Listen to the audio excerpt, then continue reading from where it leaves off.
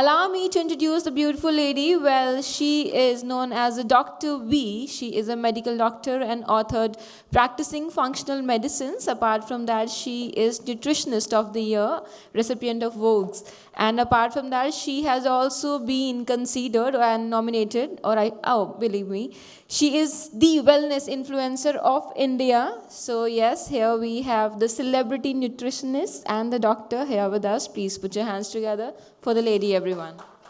Hi, everyone. Thank you, Dr. Sachdeva, for inviting me here today. And we know how much hard work has gone into this. So thank you for your effort. Thank you, Arjun. We know your passion for health, and that's why we're all here, and that's the only reason you have done this. I don't know about a celebrity doctor, but yes, I do practice disease reversal and longevity, and that's my area of expertise, and that's what I'm going to tell you today, how you can actually use food to not only prevent getting disease, but reverse disease and lengthen your lifespan. Modern medicine is making such great strides in telling us how to extend our lifespan, but what is it telling us in ways in which we can actually improve our health span? The idea is not to live a decade or two attached to the bed or the bedpan or dependent on diapers, but to live the extra year or decade being truly healthy and active and a vibrant life. That's what we all aim for. Nobody wants to be sick and dependent, like Arjun said yesterday, on their children. So I'm going to show you a roadmap that will tell you your trajectory to achieve both of these. Why am I, as an allopathic doctor, talking to you about food for longevity and not medicines for longevity? This is why. Food is medicine. It's the fastest acting medicine, and it is the most powerful medicine. And I want you to think of it as such. This is what food can do. It can activate your stem cells, it can change your gut microbiome, it can change your brain chemistry, it can even repair your DNA. There is nothing that food cannot do. I'd like that to just sink in. I always tell my patients how you have a toolbox at home where you have a screwdriver and a hammer, and if something is wrong, you will reach out to that to repair something.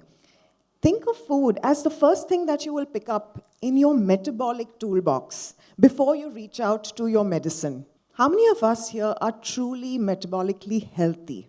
I have shared a little folder. Has everyone got this? Now, if you are 3 or 5 of these, you have marked as positive. That means you are metabolically what we call dysfunctional. This also means your chance of having obesity, heart disease, diabetes significantly increase. I'm here to tell you not to worry, because we're going to use food to help you navigate that. So if you have this already, I'm going to teach you how to reverse it. And if you are metabolically healthy, then that's fantastic, but I'm going to tell you how to not get there. Now, there is a caveat, of course. Everything in nutrition, like medicine, is personalized. Your gut microbiome is different from mine. Your gene pool is different from mine. Everything, right? So we have your health status, which means your blood parameters look different from mine. But that being said, there are certain universal principles using food, and that's what we're going to talk about, and I'm going to give you an actionable plan for that. Now, there are 2 components of diet that seem to impact how we age. One is when we eat, and the other one is what we eat. Let's talk about when we eat. Fasting. Everybody talks about fasting nowadays, right? Now, since childhood, we've been told that we need to eat every 2 or 3 hours, and we need, food for energy. We need food to be active and healthy. Breakfast is the most important meal of the day. I remember not being able to go to school if, I wasn't allowed if I didn't have breakfast. Enter intermittent fasting. Turns this theory upside down.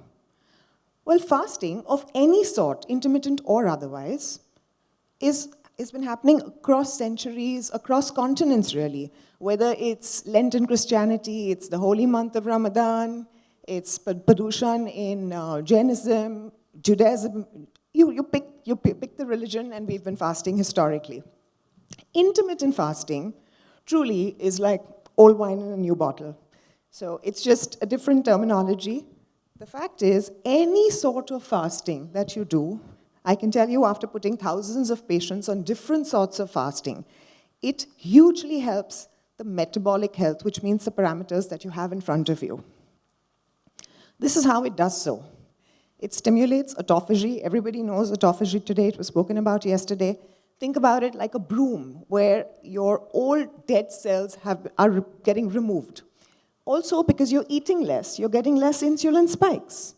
Remember, if you want to be metabolically healthy, you need to make sure that your blood sugar and insulin spike the least. If that happens, you're on the way to being metabolically healthy, and you will not get the heart disease, you won't be obese, you won't get that, beer belly, and you will be healthy, and you will live a better, longer life. So that's what it helps you do. It also changes your gut microbiome, which is hugely important even from an immunity standpoint. It will reduce the chances of all these, like I've said, and it helps with fat loss, not muscle loss, but fat loss, and that's important. So what sort of fasting should you do?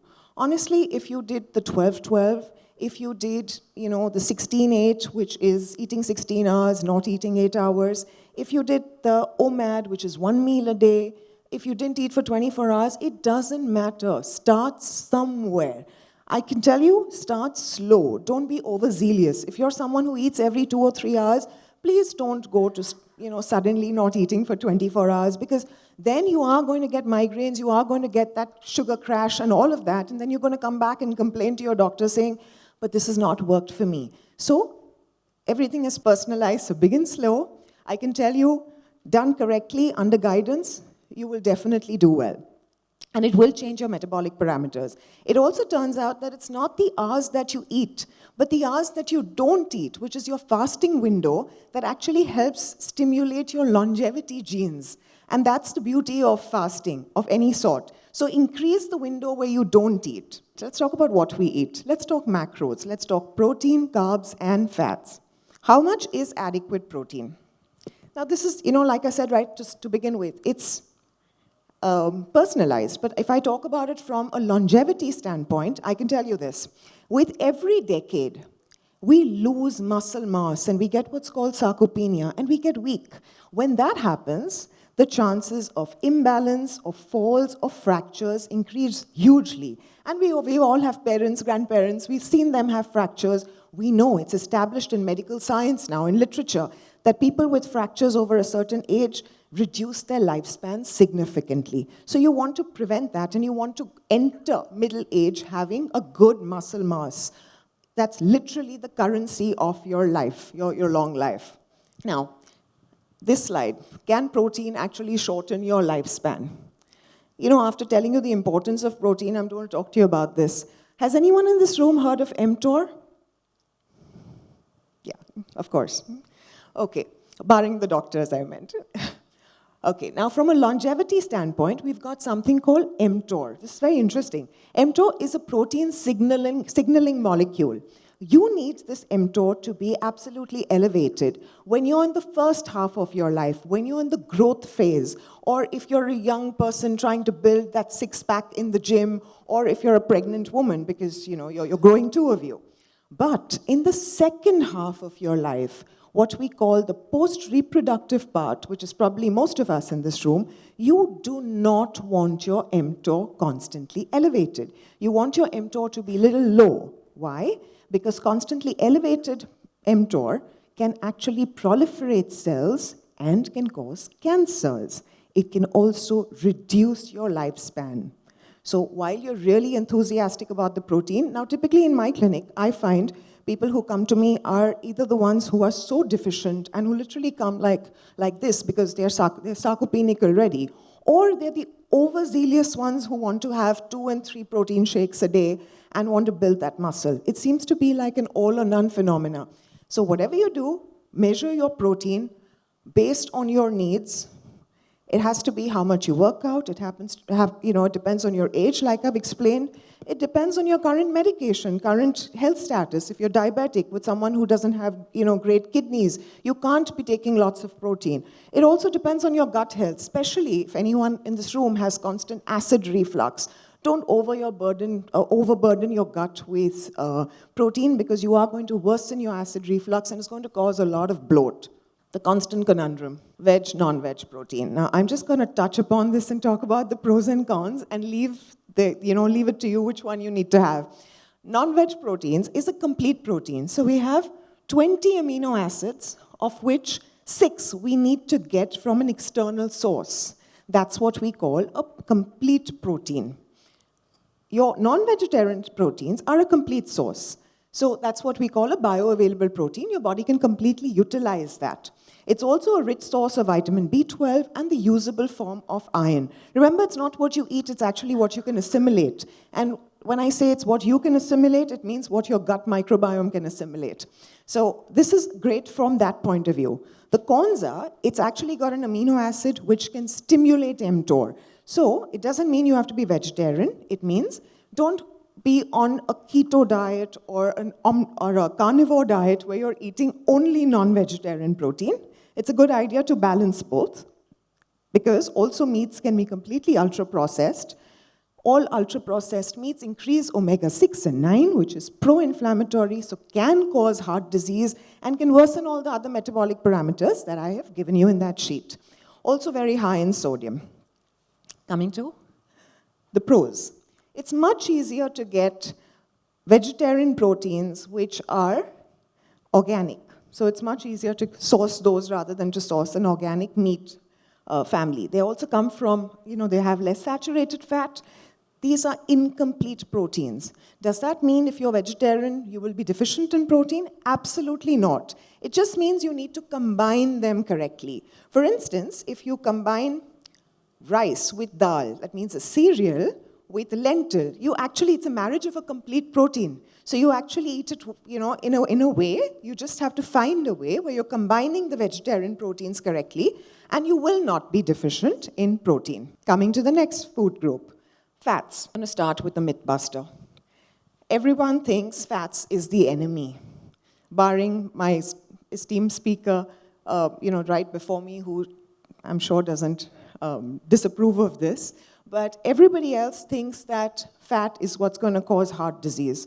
Fat is bad for you. You go to your cardiologist and he says, stop the fat, stop eating butter, stop eating oil, stop everything, it's going to kill you. This cannot be further from the truth. Yes, if you're eating pro-inflammatory, rancid fats, if you're using fats that have been, you're refrying things, then yes, you have every reason to be worried, because that is going to kill you. But if you're going to eat anti-inflammatory fats, you're going to eat the omega-3 fats, just make them your friends. Whether you're trying to drop weight, make it your friend. Whether you're trying to balance your hormones, and certainly if you want to live life, fats is probably the way to go. Also, if you want to prevent yourself from getting dementias as you age, your brain is predominantly in fat, so make fats your friend. It's essential for immune health. Your vitamin A, D, E, and K are fat soluble. So if you're on a low-fat diet, how many people are on a low-fat diet? We're trying to drop weight, we're using low-fat milk. No, but the snack that we eat in the evening is a low-fat biscuit. If you eat low-fat anything, throw it in the trash can. It's most certainly killing you, and killing you fast. So you make sure that you're at least absorbing your vitamins well, if you're going to have good fats. Nothing satiates you of all the 3 food groups, whether it's protein, carbs, and fat. Nothing keeps you more full than fats do. Nothing balances your hormones like fats do. So if you're diabetic, you also need fats. So this is why you need fats, and you need it to be your friend. Can fats help you live longer? When you go to a cardiologist and you go with a high lipid profile, you look at a cholesterol profile and he'll tell you, your LDL is really elevated, your triglycerides is really elevated, you need to stop your fats, like I just said. The same doctor will also prescribe you an omega-3. What is omega-3? It's also a fat. So let's learn to differentiate, because if you want to live long, you need to include the fats, because that will actually bring down your triglyceride. Your triglyceride is the most important marker of cardiovascular disease. So if you want to stay away from that, you eat your fat. And like I said, if you want to be metabolically healthy, you need to have them too. So these are some of the fats if you want to just look at the fat groups. But more importantly, if you want to, these are the fats you should include. These are the anti-inflammatory ones. You can use extra virgin oil for dressings, so you don't really heat them.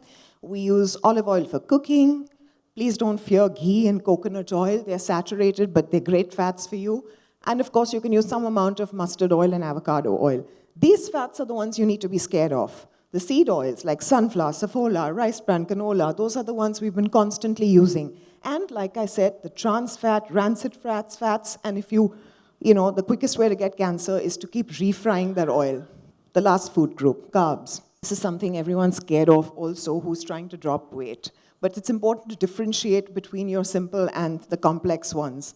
This is a slide. We don't have a pointer here, right? So when you're looking at spikes and troughs, this is what you need. So if this is your basic blood sugar level, you want to prevent these from happening so you are what we call metabolically healthy and you don't get the diseases and you don't tick as many boxes as I've given you in the questionnaire. So you need to make sure that you get as many baseline sugar readings and not spikes and troughs. And this happens when you have simple sugars. Everything that's processed, that comes out of a tin, can, bottle, even the liquid sugars which are unprocessed. So if you're going to be having honey, maple syrup, agave, lots of people come and say, oh, but my grandfather had honey and they lived like 100. Please, if you're metabolically unhealthy, stay away from those, which means even your unprocessed simple sugars do not get a free pass. Yes, if you're healthy and you haven't checked the boxes that I've given you, can you have some amount of honey or maple syrup or agave or fruit juice? Fruit juices, no one should have fruit juices. But then yes, you can have some. Else you need to completely stay away from these because these will certainly kill you and fast. Complex carbs, which is the whole fruit or vegetable or some amount of whole grain, is fine. Why? Because that comes with fiber. Fiber not only keeps you full, balances your sugar, but fiber has what we call, it's full of probiotics. It's great for your gut bacteria. 70% of our immune cells, of our immunity, is in our gut. So if you want to be strong, you want to make as much good bacteria in your gut, for which you need to make fiber your friend. And I don't understand people who are constantly taking fiber supplements. You may as well just eat the whole natural fruit or the vegetable instead.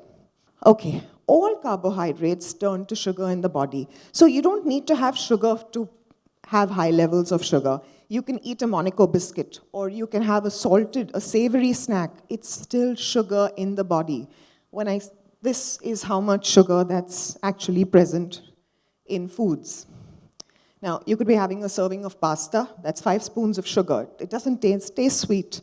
One roti has 4.5 spoons of sugar. So that's the amount of sugar you're actually consuming a day. Now, we all know sugar is detrimental. But I'm still going to touch upon this because no matter how much anybody tells you not to eat sugar, the fact is, me included, we're all going to eat some amount of sugar. So I can stand here and preach, but even I'll want to eat some amount. So I'm going to tell you to eat it in a way where it's least detrimental for your health. But let's not underestimate how detrimental sugar is. Okay, first of all, why do we crave sugar? How many people here are people who love something sweet or who say we are carboholics or we're watching Netflix and we're demolishing a bar of chocolate? I will tell a patient, you can have ape square of dark chocolate. But they say, we were watching TV in the middle of the night and we went through the whole bar.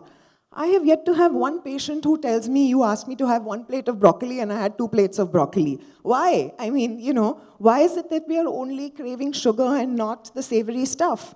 Because sugar also releases serotonin. Serotonin is your feel-good hormone. It's your hormone that calms you, helps you sleep, keeps you happy. But what happens after that effect has gone? Because it gives you that the sugar graph that I showed you. It also drops soon. We always want to be in that state, so once that state is done with, you're craving more sugar. It also lights up the same dopamine receptors in the brain that cocaine does. That's how addictive it is. I'll so often have a parent come to the clinic and tell their child, keep quiet at the doctor's clinic and I'll give you chocolate later. You don't tell your child, keep quiet later, at the clinic I'm going to give you cocaine later, but you will, feed your child chocolate, and that's how a habit starts. So don't do it at any generation. In fact, habits are formed at a much younger age. So this is why. And also it gives you zero satiety. So your stomach is full. You've had 1 or 2 bars of that caramel, popcorn or chocolate, but your brain is still hungry. You have no satiety value with sugar. So you need to be really, really careful of this food group. All of it, all sugar is converted. So this is probably the most important thing that you need to know. Anything that you eat is converted sugar. The extra sugar that your body cannot utilize goes and sits as what we call visceral fat. That is the fat around your abdomen. That is the most dangerous fat. That is the fat that causes fatty liver. It goes to your heart, increases your bad cholesterol, increases VLDL, increases triglycerides, can give you atherosclerosis and heart disease. It can go to your eyes, give you cataract, go to your brain, give you dementias. There is nothing that sugar, you name the part of the body and I will tell you a detrimental effect that sugar causes. So, this is the guideline. American Heart Association says 9 teaspoons for men, 6 teaspoons for women. Now, you might say, but I don't consume 9 teaspoons of sugar a day. But if you do the calculation, you probably consume much more. I don't know how much you've consumed at breakfast already, but you can calculate. Okay. Does this also mean that fruit is bad for us? Well, fruit comes with antioxidants, comes with minerals, comes with fiber, and I've already explained to you the benefits of fiber. The problem is, a lot of people think it's okay to have a platter of fruit in the morning, first thing in the morning, or it's okay to have fruit juice. Whether you do fruit juice, whether you're using the cold press machine, you're using a NutriBullet, but the fiber is intact, absolutely incorrect. Once you break the cellulose layer, you're releasing just fructose, which means fatty liver and heart disease, not to mention obesity. So you eat the whole fruit, but don't eat it first thing in the morning, and you keep your fruit limited to 1, at best 2 a day. This is what happens with different food groups, just to give you an idea on how the spikes happen. How do you minimize the spikes, and how do you eat sugar then?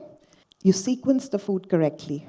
And this is most important, which means you begin your meal, say, with a salad, or you begin the meal with a bowl of, it could be vegetable, your regular sabji. So you begin your food in a way where you line your intestine, you line your gut, so that the spikes of sugar are minimum. When that, so once you have lined it, then if you eat your carb protein dessert, it minimizes the ill effects significantly. I'm just going to touch upon a few other things that we eat on a daily basis. Wheat. Wheat has these 2 proteins, gliadin and gluten. Both of these are terrible for people who have autoimmunity. So if you have got Crohn's, if you have got type 2 diabetes, if you've got psoriasis, scleroderma, rheumatoid arthritis, leaky gut syndrome, you need to stay off wheat. It's hugely inflammatory. I am not of the belief, though everybody has to stay off wheat and completely be off wheat. You can use, everybody here knows what a continuous glucose monitor is that you apply. Most people do. So if you do use, like I used a continuous glucose monitor, because you need to understand your biology. Like I said, no 2 people are the same. So when you use that, like I have found for myself, I don't get a spike of sugars. So I can afford to eat, I'm not a fan of wheat at all, just let me put that out there. But I can afford to eat some amount of wheat. But you need to check for yourself. And if you have any of these conditions, especially if you've got a gut problem, asthma, etc., stay off the wheat for sure. And also, not everything gluten-free is healthy. I mean, Coca-Cola is gluten-free. So, dairy. Everyone thinks they need dairy because it's great for protein, great for osteoporosis, great for bone health, all of that. The fact is, the way dairy is grown today, it's full of A1 casein, it's pro-inflammatory, it's got hormones, it's got antibiotics, so you need to stay away from it because it will cause all the diseases that we've spoken about.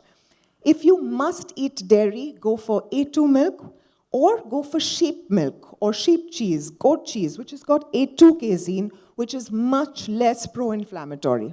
Just note, I've used the word much less pro-inflammatory, I haven't said anti-inflammatory. Meat and eggs, and fish for that matter. The same as we said for vegetarian protein, non-vegetarian, or, it's basically anti-inflammatory versus pro-inflammatory, and you need to look at the omega-3. You need to see what kind of fat is there, where it's procured from, does it have antibiotics? The meat most oftenly has been given prophylactic antibiotics because that helps build muscle. So you need to be very careful where you're sourcing it from. And when you're having fish, don't have shallow water fish like basa. Choose fish which is small cold water fatty fish. So you're using tuna and mackerel, anchovies, those kind of fish, which was actually great for heart, brain, and bone health. And this is exactly why. So you can see farmed fish versus your wild catch. Sweeteners. Everyone trying to drop weight? How many people here in this room use sweeteners of any sort? One person, two? Okay, healthy room. Everybody trying to drop weight, I know, or who's diabetic, tries to use sweeteners. Whether it is stevia, Splenda, erythritol, aspartame, I'm hoping not, all sorts. The fact is that most sweeteners can cause dysbiosis, which means they can increase the bad gut microbiome, can cause that. And it can also, ironically, increase the insulin, making you more hungry, so you eat more food. So people who are trying to drop weight and are having sweeteners can actually land up gaining weight. So what can you do? You can use these sweeteners, monk fruit, erythritol, stevia, only till you're trying to change your palate, such that you get used to having no sugars. That would be ideal. Superfoods. Every journalist in the country who's interviewed me knows I don't like to be asked because I don't believe in superfoods. Why is the slide here then? The slide is here to tell you that if you do everything correctly that I have spoken about until here, then if you include these superfoods, then it's going to offer you a great benefit. But if you're someone who's going to begin your day with fruit juice and you're going to have like all the trash omega-6 fats and you're going to have chips and processed cereal in the morning for breakfast, and then you're going to come and tell me, but you said black coffee is a superfood and you said mushroom is great for brain health. Just please, it's going to do jack for you then. Okay, why choose organic? I'll just take a minute more, my last slide. Why? When something is growing in the wild, it doesn't have any pesticide, and it's trying to fight against nature in order to grow. So when you see that cabbage or cauliflower, which looks dirty and disheveled, as against that beautiful waxed apple that comes from New Zealand, pick the former, because when it's trying to survive, it's actually increasing the phytochemicals in it, which means we are getting more phytochemicals, more minerals, more vitamins. So pick those. Those are actually great for you. How can this anti-inflammatory diet then help you live longer? Like I said in the beginning, there is nothing that food cannot do. And this is exactly how it can help. It can help keep your hormones balanced, your gut microbiome balanced, it can improve your brain chemistry, and it can slow down aging, which is what we all want, and we want to be metabolically healthy. So that's what you do. Stay well. Thank you for a patient listening.